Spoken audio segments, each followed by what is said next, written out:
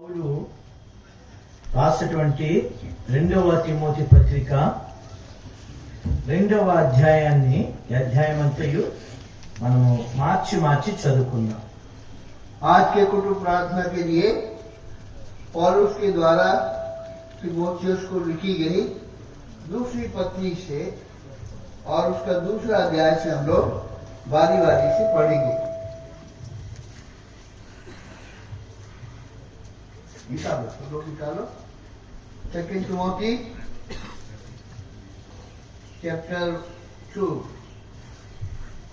दूसरा तिमोथी दूसरा अध्याय हम लोग बारी बारी से पढ़ेंगे. हिंदी में पढ़ता हूँ,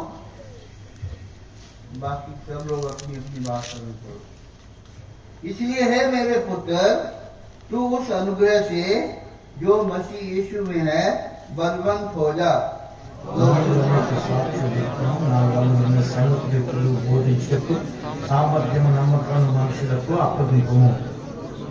मसीह यीशु के अच्छे योद्धा की नहीं मेरे साथ दुख उठा.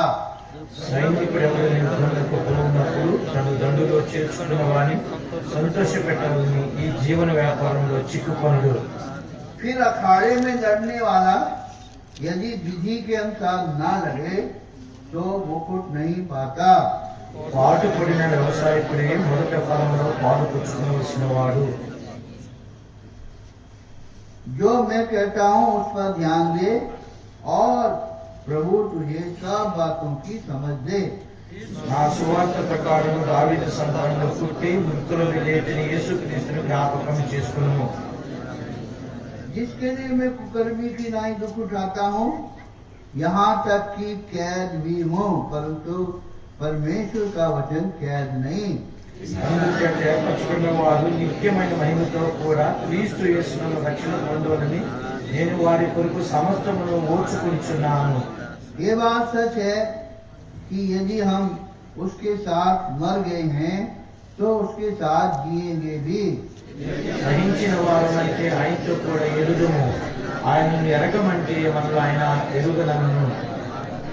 मेरा मत यदि हम अविश्वासी भी हों तो भी वह विश्वास योग बना रहता है, क्योंकि वह आप अपना इनकार नहीं कर सकता. వినువాన్ని చెరుపుడికే గాని మరి దేనికి పనికిరాని మాటల గురించి వాదనలు పెట్టుకొనవద్దని ప్రభు ఎదుట వారి సాక్ష్యం ఇచ్చుకుని సంగతులను వారికి జ్ఞాపకం చేయము.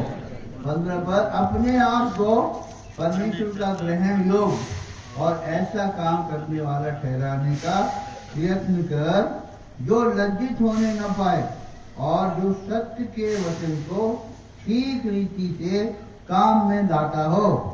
అపవిత్రమైన ఒకే మాటకు విముఖుడవైనము, అట్టి మాట్లాడే వారిని ఎక్కువగా భక్తిహీనులగుదురు. और उनका वचन सड़े घाव की नहीं फैल जाएगा. हुलूमियस और फिलेटुस उन्हीं में से हैं.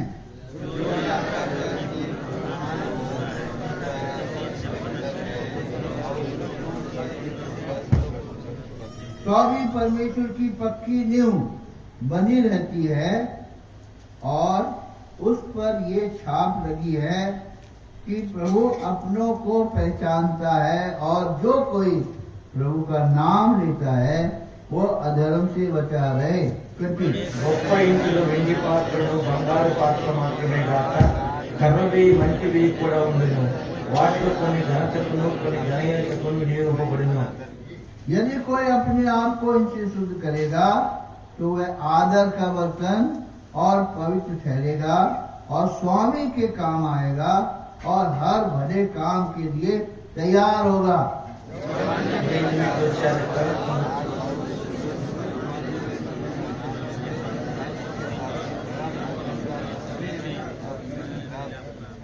फिर भी बोलो. पर मूर्खता और अविद्या के विवाद से बचा रहे, क्योंकि तू जानता है उससे झगड़े होते हैं.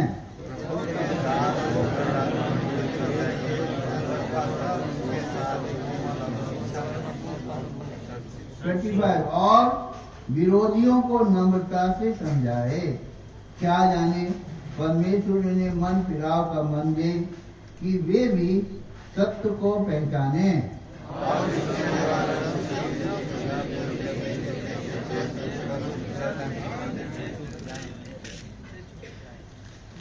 యొక్క పరిశుద్ధ సమాజ కూడికల యొక్క ముఖ్య అంశము ఒకసారి చదువుకుందాం.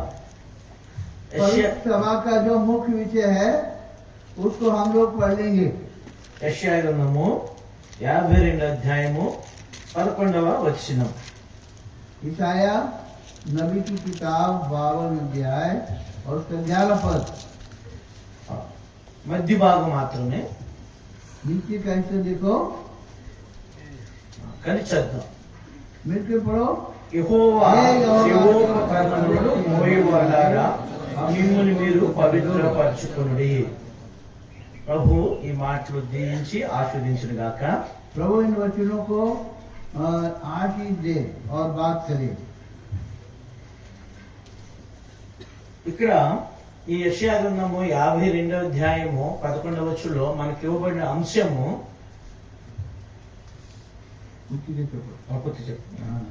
ఈ అంశం 52 अध्याय में 11 पद में जो मुख्य विषय है ఈ 11వ వచనం మధ్య భాగంలో और 11 पद के बीच में యెహోవా సేవోపకరణములను మోయువాలారా మిమ్మును మీరు పవిత్రపరచుకొనుడి. यहोवा के पात्रों को ढोने वालों अपने को शुद्ध करो। నేను ఇంగ్లీష్ బైబిల్లో ఇలా రాసుకున్నాను. इंग्लिश बाइबल में इस तरह से लिखा है, Bear the vessels of the Lord by ye clean. जो परमेश्वर के पात्र हैं वो अपने को पवित्र करें। అంటే మన దేవుడు పరిశుద్ధుడు, మన దేవుడు పవిత్రుడు, మన దేవుడు నిత్యుడైనటువంటి దేవుడు, మన దేవుల్లో యథార్థత ఉంది కనుక हमारा परमेश्वर पवित्र है, हमारा परमेश्वर शुद्ध है, हमारा परमेश्वर में यथार्थता है। इसलिए ఆయన యొక్క పరిచర్య కొరకే ఉపయోగపడేటువంటి ఉపకరణాలు మోసేవారు కూడా వారు పవిత్రంగా ఉండాలని దేవుడు కోరుతున్నాడు. और जो लोग उसको सेवा करते हैं वो लोग भी अपने आप को पवित्र रखना है। ఈ ఉపకరణాలు అందరూ మోయడానికి వీల్లేదు. और ये पात्रों को सभी लोग ढोने के योग नहीं है। కేవలము దేవుని చేత పిలువబడి ఏర్పరచబడిన వారు మాత్రమే ఈ ఉపకరణములను మోయాలి. और जो लोग प्रभु के इस काम के लिए, इस विशेष सेवा के लिए बुलाए गए हैं वही इन पात्रों को ढोना है। ఈ మోసేవాని యొక్క చేతులు పరిశుద్ధంగా ఉండాలి. और जो पात्रों को ढोते हैं उनके हाथ शुद्ध होना चाहिए। ఇశ్రాయేలు ప్రజలు ఐగుప్తు దేశంలో నుండి బయటకు వచ్చిన తర్వాత जब इस्राएली लोग मिस्र देश से बाहर आए, ఎర్ర సముద్రం వారు దాటారు, लाल समुद्र को पार किया వారు అరణ్యంలోనే వచ్చారు. और वो जंगल में आए। అరణ్యంలో దేవుడు వారికి మందిరం యొక్క నమూనాను ఇచ్చాడు. परमेश्वर ने उनको मिलाप वाले तंबू का नमूना दिया। ఆ మందిరంలో उस भवन में కేవలం లేవీలు మాత్రమే సేవ చేయాలి. और उसमें केवल लेवी लोग ही सेवा करना है। ఆ లేవీలు ఎందుకు లేవీల్ని దేవుడు ఎందుకు ఏర్పరచుకున్నాడు అంటే परमेश्वर ने लेवियों को क्यों चुना? నిర్గమాకాండం 32వ అధ్యాయంలో निर्गमन 32 अध्याय में అప్పుడు మోషే దైవజనుడు కొండ మీద దేవునితో సహవాసం కలిగి ఉన్నప్పుడు जब मूसा जंगल पहाड़ पर परमेश्वर के साथ में संगति कर रहा था, కొండ కిందన ఇశ్రాయేలు ప్రజలు ఒక దూడను చేసుకుని వాటిని పూజిస్తున్నారు. लेकिन यहाँ पर नीचे इस्राएली प्रजा लोग बछड़ा बनाकर उसकी पूजा कर रहे। అప్పుడు మోషే కొండ కిందకు వచ్చి ఒక పిలుపు పిలిచాడు. और मूसा जब पहाड़ से नीचे उतरा तो उसने एक पुकार लगाई, యెహోవా పక్షున్న వారు నా దగ్గర రండి. जो कोई यहोवा के पक्ष में हो मेरे पास आ जाओ। అప్పుడు 12 గోత్రాల్లో 11 గోత్రాలు రాలేదు. 12 गोत्रों में 11 गोत्र टस से बस नहीं हुए, కేవలం లేవీలు మాత్రమే వచ్చారు. केवल लेवी लोग बाहर आ गए। అప్పుడు మోషే ఒక పిలుపు పిలిచాడు. तब मूसा ने उनको एक और बुलावा दिया మీలో ప్రతి వాడు ఎవడైతే పాపం చేశాడో వాడిని చంపండి అన్నాడు. और प्रभु ने आज्ञा दिया जो लोगों ने पाप किया इनको मारो। ఎందుకంటే దేవుడు పరిశుద్ధుడు కనుక పాపాన్ని ఆయన సహించలేడు. परमेश्वर पवित्र है, वो पाप को सह नहीं सकता। బైబిల్ చెప్తుంది ఆయన దృష్టి నిష్కలంకమైనది. बाइबल कहती है उसकी आंखें एकदम पवित्र हैं। దేవుడు ఎంత కనికరం గల దేవుడు.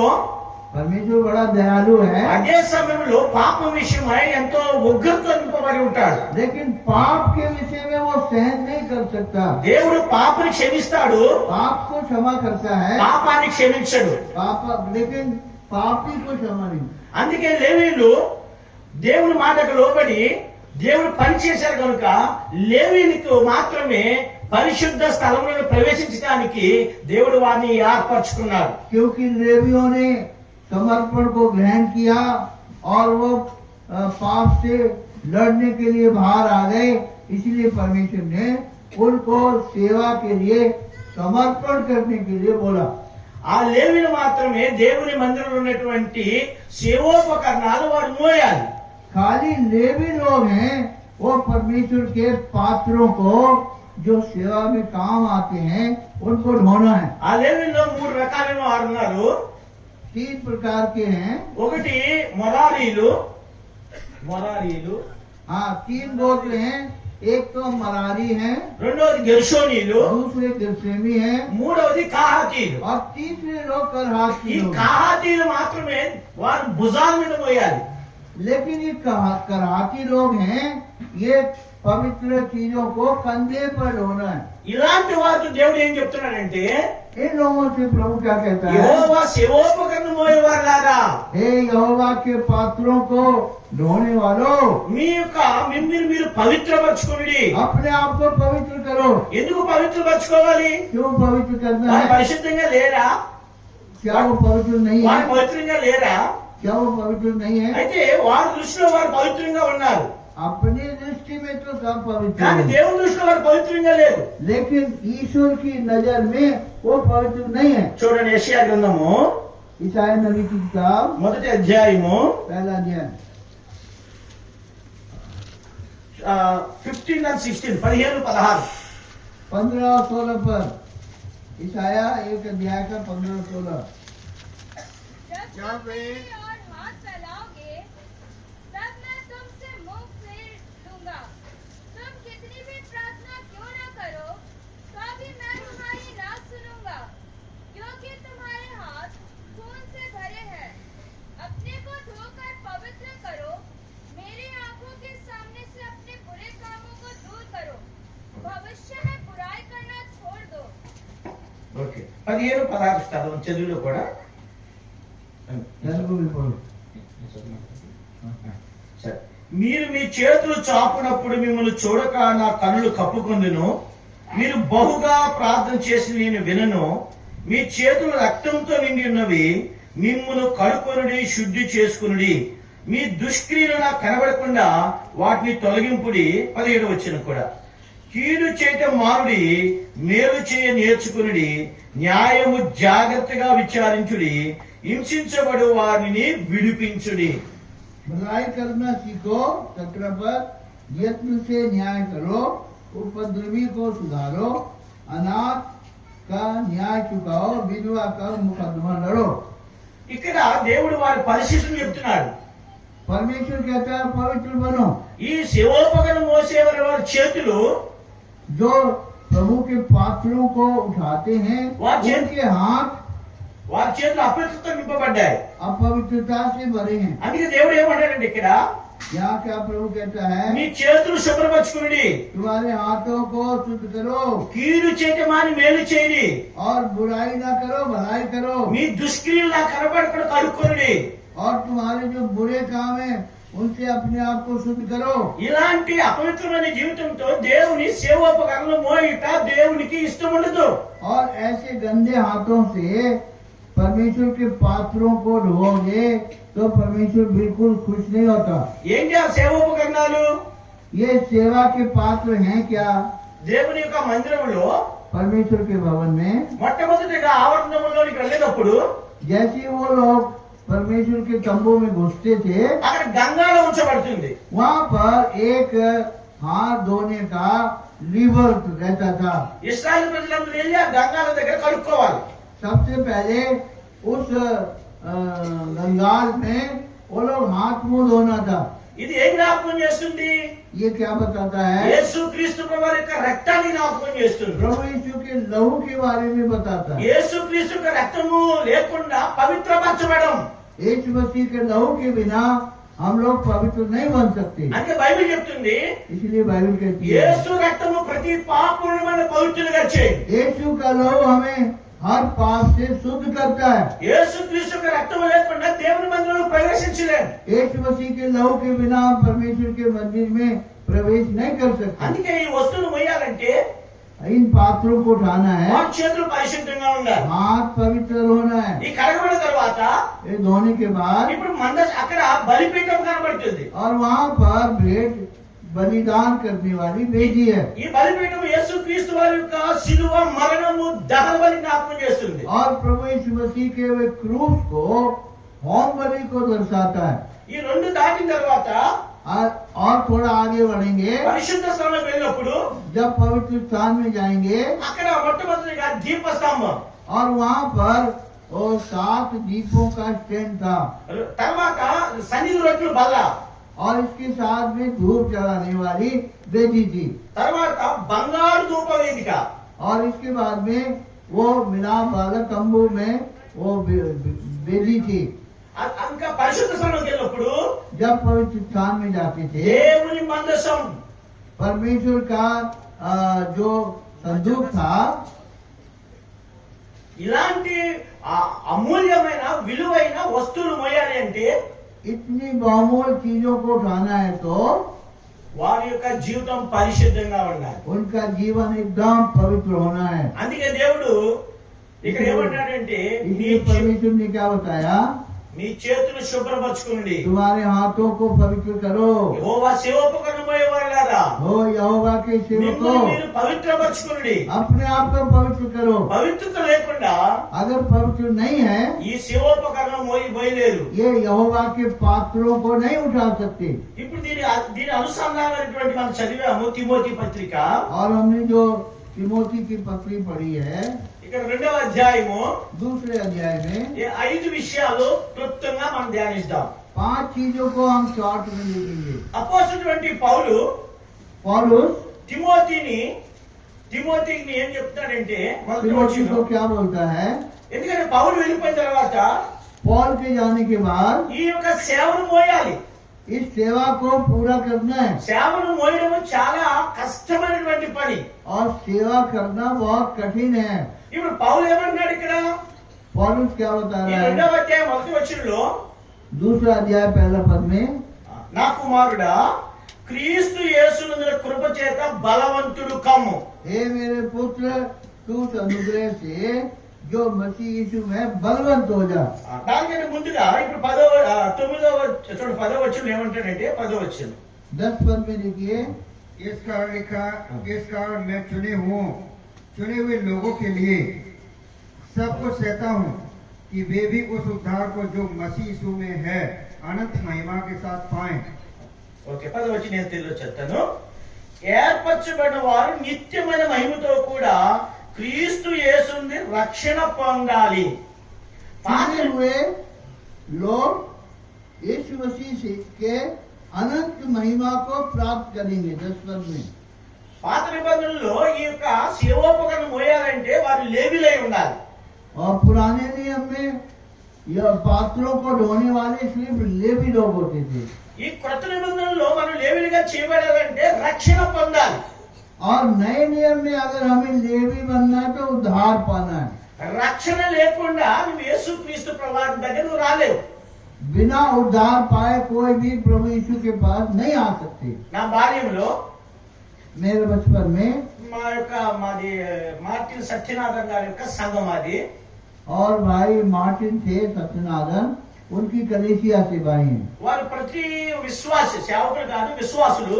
और वो विश्वासी हैं। నేను బాల్యంలో మందిరానికి వెళ్తుంటే जब मैं बचपन में चर्च में जाता था, అందరూ నువ్వు మారు మనసు పొందావా, सब लोग यही सवाल करते तू हैं, तिरगी तुमने जन्म उद्धार पाया, नया जन्म पाया, నువ్వు తిరిగి జన్మించావా. नया जन्म पाया। ఆ దినాల్లో उन दिनों में రక్షణ పొందకుండా దేవుని మందిరంలో పని చేయడానికి రానిచ్చేవాళ్ళు కాదు. उन दिनों में परमेश्वर के घर में अगर नया जन्म नहीं पाया तो झाड़ू भी नहीं लगाने देती थी। ఒక రోజున మందిరంలో ఒక టీ పార్టీ అవుతుంది. एक दिन भवन में चाय पार्टी हो रही थी తాగేసినటువంటి గ్లాసులు తీయడానికి వెళ్ళాను నేను. और जो चाय पीने के बाद गिलास छोड़ते ना उसको उठाने के लिए मैं गया। ఒక ఆంటీ గారు నన్ను చూసి एक आंटी मेरे को देख ఆ करके తాగిన గ్లాస్ తీసుకున్నాను. और वो पिए हुए गिलासों को ले रही है। నువ్వు తిరిగి జన్మించావా?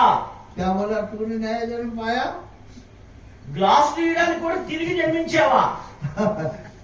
जूठे गिलास उठाने के लिए भी तुमने नया जन्म पाया क्या? అని చాలా మంది దేవుని సేవకులు అడుగుతారు, और कई बार प्रभु के सेवक लोग पूछते हैं, అది born again? क्या तुमने नया जन्म पाए? నా బైబిల్ ఏం చెప్తుందంటే बाइबल क्या कहती है? You must born again. तुम्हें अवश्य नया जन्म पाना నువ్వు है, నిశ్చయంగా తిరిగి జన్మించాలి. अवश्य नया जन्म पाना है। రక్షణ లేకుండా बिना उद्धार पाए దేవుని పని చేయలేవు. प्रभु का काम नहीं कर దేవుడు ఆ सकते। పని అంగీకరించడు. प्रभु हमें स्वीकार नहीं करेगा। అందుకే దేవుడు మనల్ని అంగీకరించాలంటే अगर प्रभु हमें स्वीकारना है, మన జీవితం మారాలి. हमारा जीवन बदलना है। అందుకే అపోస్తలుడైన పౌలు ఇక్కడ తిమోతికి చెప్తున్నాడు, इसीलिए तिमोथी को पौलुस कह रहा ఓ है, తిమోతి, हे तिमोथी, నువ్వు దేవుని పని చేయాలంటే, तू परमेश्वर की सेवा करना ఎవరికైనా है, పని అప్పచెప్పాలంటే किसी को काम देना है तो వారు ఖచ్చితంగా నిత్యమైన రక్షణ పొందాలి. वो सनातन का उद्धार पाना है। ఈ రక్షణ పొందిన వాడు ये उद्धार पाए हुए लोग, ఇప్పుడు రెండవది మొదటి వచ్చిన చదివాము, अभी दूसरा तिमोथी पढ़ा है, బలవంతుడు కమ్ము. लिखा है बलवंत हो जाओ। ఈ సేవోపకరణ మోయాలంటే अगर सेवा के पात्रों को ढोना है, బలహీన మోయలేడు, कमजोर लोग नहीं उठा सकते, బలవంతుడు కావాలి. ताकत वाले लोग ఈ चाहिए। క్రొత్త నిబంధనలో नए नियम में శరీర సంబంధ బలం కాదు, और आत्मिक रूप से बलवान नहीं, शरीर रूप से बलवान नहीं, ఆత్మమైనటువంటి బలం. आत्मिक बल चाहिए। ఏంటి బలము? ये आत्मिक बल क्या है? ఉదాహరణకు उदाहरण के लिए సంసోను చాలా గొప్ప బలవంతుడు.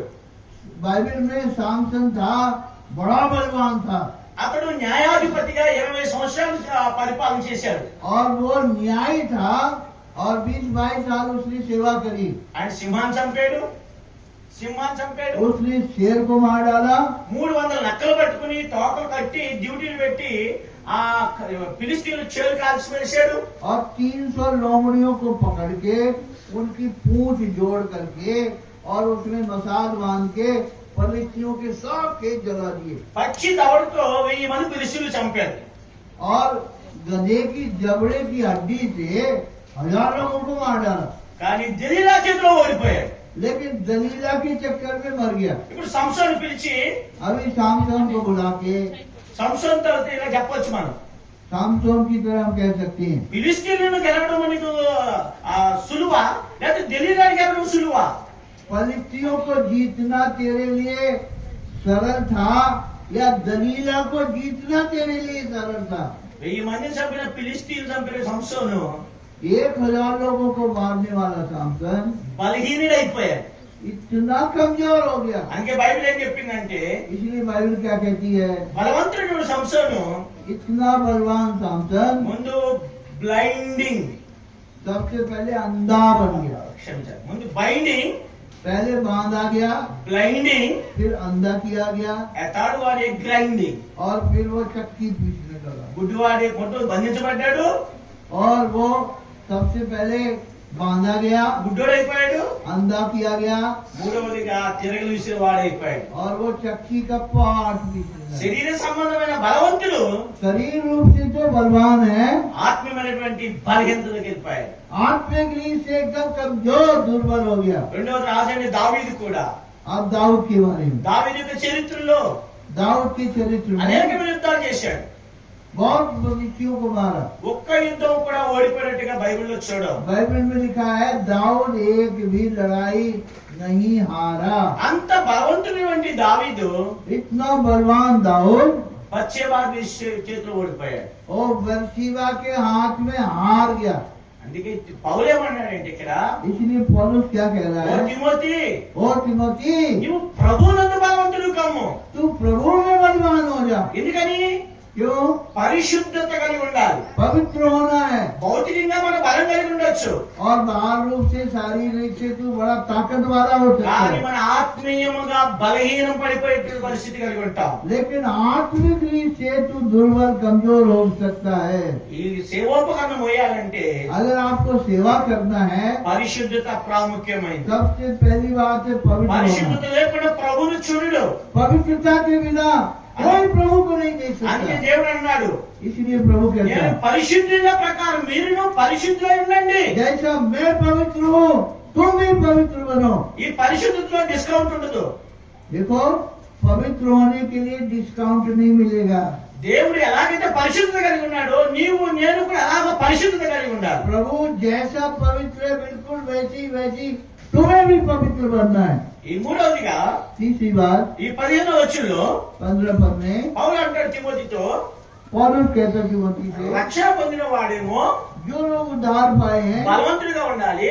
वो बलवान होना ఈ है। బలవంతుడైన వాడు जो बलवान है దేవుని ఎదుట యోగ్యుడిగా ఉండాలి. वो परमेश्वर को ग्रहण योग होना है సిగ్గుపడక పనివాడిగా ఉండాలి. और बिना शर्म के प्रभु के काम में लगे रहना। దేవుని వాక్యాన్ని క్షుణ్ణంగా చదివి దాన్ని విభజించాలి. परमेश्वर के वचन को ठीक ठीक रीति से बांटना और ठीक रीति से इस्तेमाल करना आना चाहिए।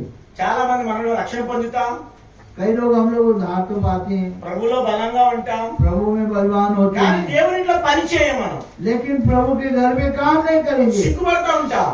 क्यों? शर्म लगती है। నేను సేవా తరగతికి వెళ్ళినప్పుడు जब मैं सेवा के लिए ट्रेनिंग में गया ఆయన మిలిటరీ మధ్యలో రిటైర్ చేయాలని వచ్చాడు. ఆయన और वो सेवा के वो फौज से रिटायर हो के आया, ఆయన చాలా కోపం ఎక్కువ, उसको गुस्सा ज्यादा था ఆయనకి క్రమశిక్షణ ఎక్కువ.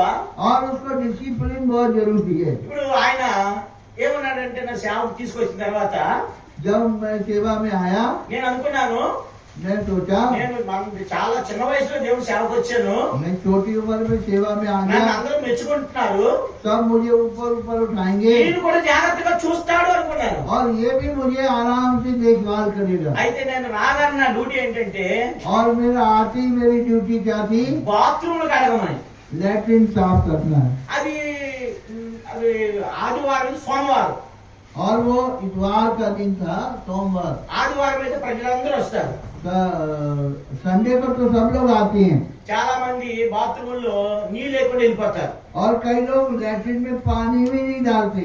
ఇప్పుడు आप ఆయన लोग डालते हो कि नहीं? ఇప్పుడు ఆయన వెస్టర్న్ కంఫర్ట్ చూపించి और उन्होंने ये अंग्रेजी कम्बोर्ड दिखाया ఆ వెస్టర్న్ కంఫర్ట్ లో ఎవడో మంచోడు నీళ్ళు పోయకుండా వెళ్ళిపోయాడు. और कोई अच्छा आदमी बिना पानी डाले चला गया। ఇప్పుడు దాన్ని క్లీన్ చేయమన్నాడు ఆయన. अब बोला इसको साफ करो, ఆయన వెళ్ళిపోతాడని చూస్తున్నాడు అక్కడ.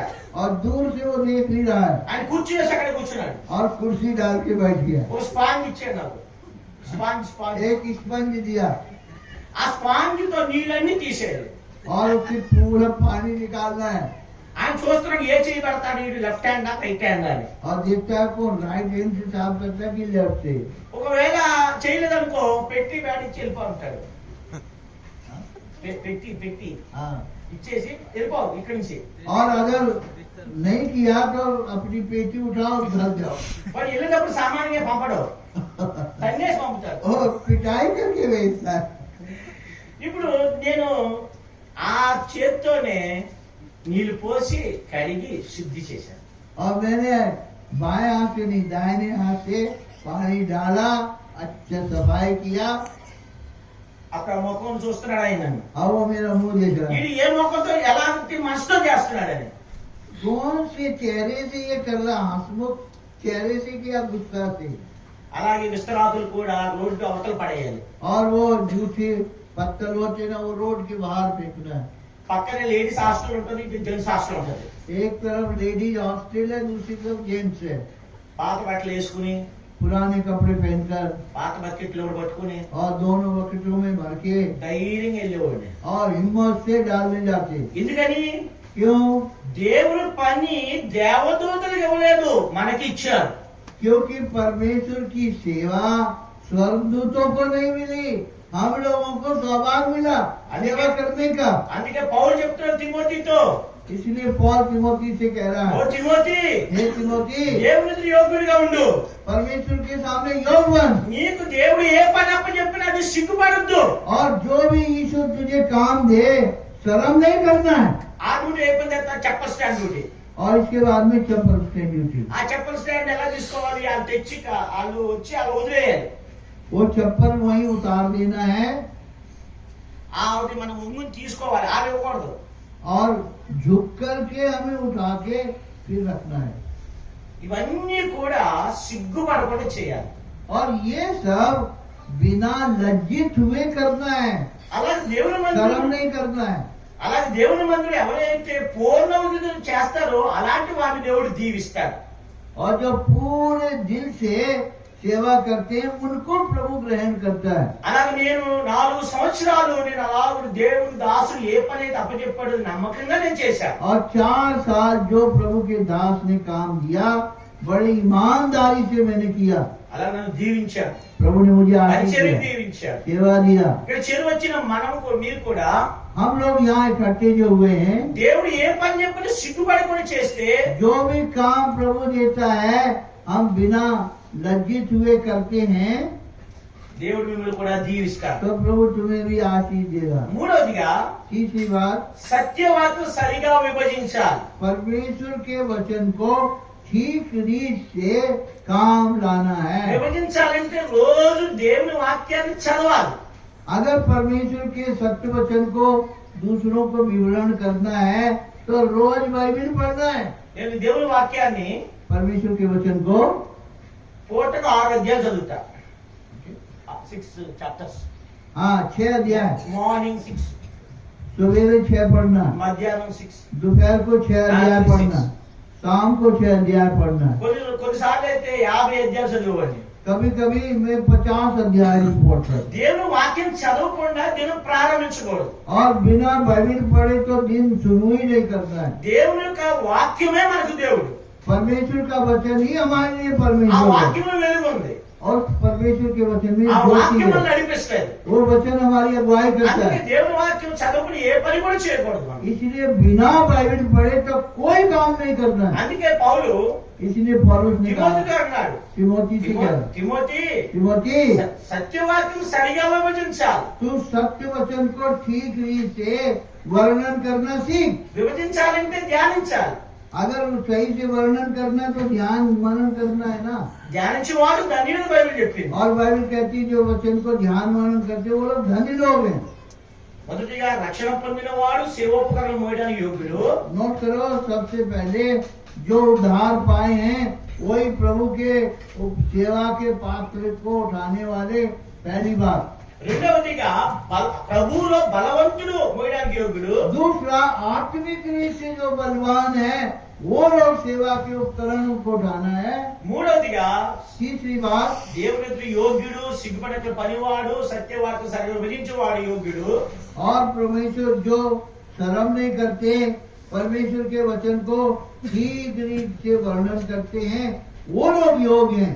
నాలుగవదిగా चौथी बात, ఇక్కడ 21 వచ్చిన మనం గమనిస్తే 21 पद को अगर हम ध्यान करेंगे, యజమానుడు వాడుకునే పాత్ర. दूसरा तिमोथी दूसरा अध्याय 21 पद, स्वामी के इस्तेमाल करने वाला पात्र। ఒక గొప్ప ఇంట్లో एक बड़े घर में బంగారము వెండి వస్తువులు ఉంటాయి. सोने के बर्तन भी रहते, चांदी के बर्तन भी रहते। అదే ఇంట్లో वही घर में చీపురి మ్యాట్ అవి ఉంటాయి.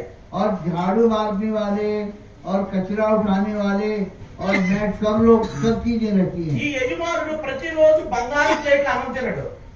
ये मालिक है हर रोज सोने की प्लेट में खाना, ఈ చీపురు ప్రతి క్షణము దాని వాడరు. और वो झाड़ू है हमेशा इस्तेमाल नहीं करते। కానీ కొన్ని వస్తువులు మాత్రమే लेकिन कुछ वस्तुएं ప్రతిసారి వాడబడతాయి. हर समय इस्तेमाल होती हैं। అందుకనే గొప్ప దేవుడు ఇక్కడ వాక్యంలో చెప్పబడిందంటే యజమానుడు వాడుకునే పాత్ర. यहाँ पर लिखा है स्वामी के इस्तेमाल करने वाले पात्र। ఆ పాత్రగా మనం ఉండాలి. उसके पात्र हम लोग बनना है। ఆ పాత్రగా మనం ఉండాలంటే अगर प्रभु के इस्तेमाल करने वाले पात्र हमको बनना है, ఒక 5 నిమిషాలు ముగిస్తాను. 22 వచ్చిన 22 पद, अब जवानी की अभिलाषाओं से भाग और जो शुद्ध मन से प्रभु का नाम लेते हैं उनके साथ धर्म, विश्वास, प्रेम, मेल मिलाप का पीछा कर। 22 వచ్చిన చదువుతాను. నీవు యవనేచ్ఛ నుండి పారిపోము, పవిత్ర హృదయులై ప్రభువునకు ప్రార్థన చేయవారితో కూడా నీతిని, విశ్వాసమును, ప్రేమను, సమాధానమును వెంటాడు. ఈ 5వదిగా ప్రార్థన.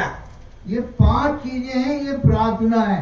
ఈ పౌలు ఏమన్నట్టే తిమోతితో, पौलुस तिमोथी से क्या कह रहा ఓ है? తిమోతి, हे तिमोथी, నువ్వు నమ్మకమైనటువంటి దేవుని సేవోపకరణం మోసేవాడుగా ఉండాలంటే अगर तू योगनी से प्रभु के उपकरण को, पात्रों को उठाने वाला होना है तो మొట్టమొదటి నీ యవనేచ్ఛ నుండి పారిపో. सबसे पहले जवानी की अभिलाषाओं के बाद, ఈ శరీరమును ఆకర్షించేటువంటి ఆశలుంటాయి. ये शरीर को आकर्षण करने वाली आशाएं होती हैं। దీని నుంచి మొట్టమొదటి పారిపోయి तू पूरी तरह से इनसे भाग। నువ్వు ఎవరితో కలుసుకోవాలి? किससे मिलना है? పవిత్ర హృదయులు. पवित्र लोगों से। ఈ పవిత్ర హృదయులు ఏం చేస్తారు? ये पवित्र लोग क्या करते हैं? ప్రార్థన.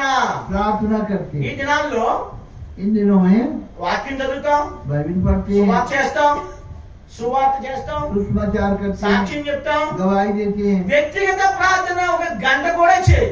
व्यक्तिगत रूप से घंटा भी प्रार्थना नहीं करते। ఒక దేవుని దాసుడు ఒక సలహా ఇచ్చాడు నాకు. एक प्रभु के दास ने मुझे सलाह दिया, ఒక గంట వాక్యం చదివితే 1 घंटा अगर बाइबल पढ़ो 2 గంటలు ప్రార్థన చేయాలి. 2 घंटा प्रार्थना करो, ప్రభువుతో కలిసి ఉండాలి. प्रभु से मिल के रहो।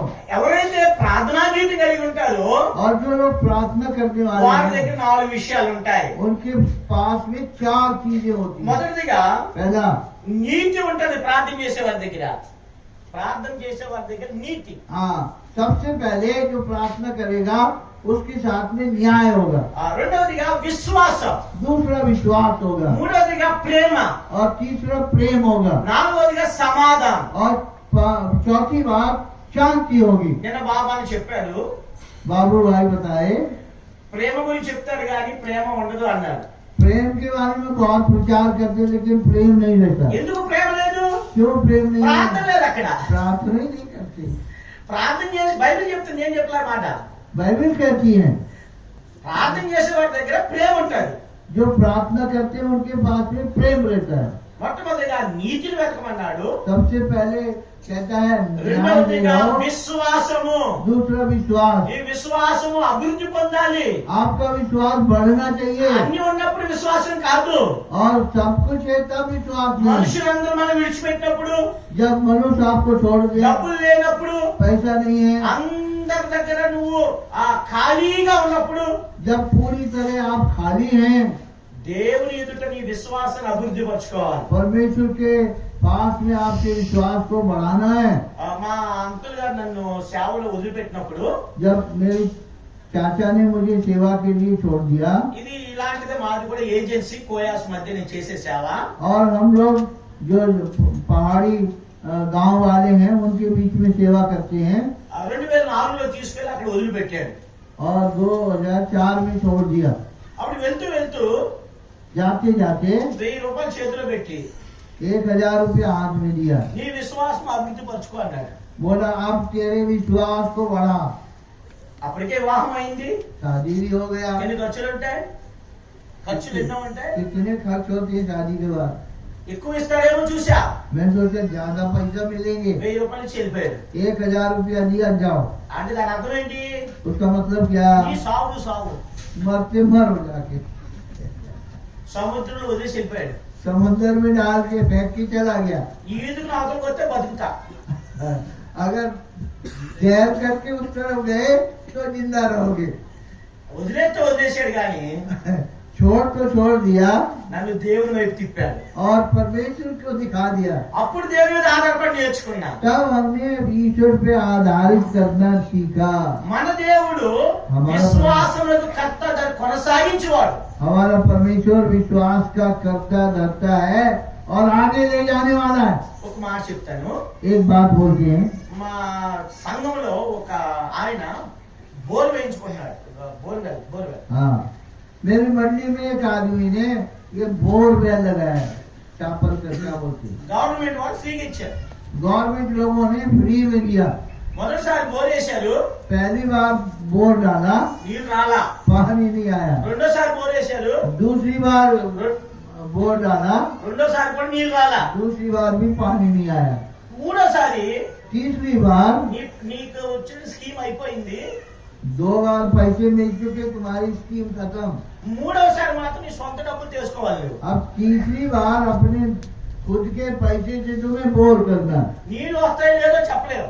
अब पानी आता है नहीं आता तुम जानो। అప్పుడు నాకు ఫోన్ చేసి तब मुझे फोन किया, ఏడుస్తున్నారు. रो रहा है फोन करके, దేవుడు నన్ను విడిచిపెట్టేశాడు, प्रभु ने मुझे छोड़ दिया, అందరికీ పడ్డాయి నీళ్లు, सबको पानी आ गया, हमको पानी नहीं निकला। అన్యులైన వారు కూడా పడ్డాయి, और जो प्रभु को नहीं जानते ना, उनको उखड़ के पानी पड़ला। आया जमीन में। నాకు ఒక్కడికే పడలా.